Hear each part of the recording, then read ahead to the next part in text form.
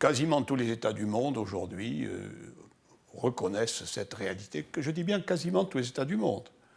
Les quelques États qui continuent à supporter, si l'on peut dire, comme une équipe de football, le Polisario, la liste se réduit comme peau de chagrin, il n'y a presque plus rien. Voilà. Il faut savoir que quand ils étaient une trentaine il y a encore 2 ans, c'était à peu près, la plupart étaient des pays qui étaient financés par d'autres pays. Ceux-ci financent moins, donc voilà. L'affaire, me semble-t-il, cette question est une affaire déjà du passé. Nous sommes... Mais le passé est intéressant. J'ai envie de revenir sur un autre élément d'histoire, c'est qu'à la fin de la période coloniale, le Sahara Atlantique était très prisé et l'Algérie et l'Espagne ont tenté en vain de l'établir dans la forme d'un État. Alors, pourquoi ça a échoué, en fait?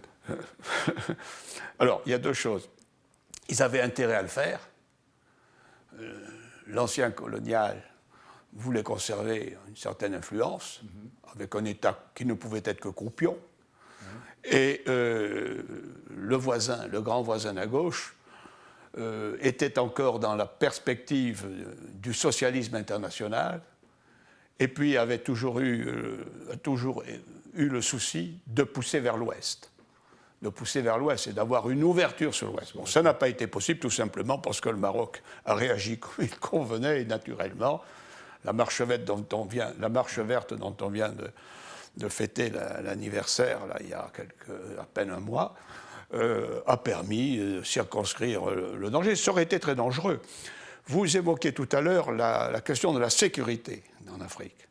S'il y avait eu un État de ce type, nous serions dans la plus grande insécurité, car il n'aurait pas la capacité. Il serait envahi comme l'est aujourd'hui le Mali, dans les mêmes conditions.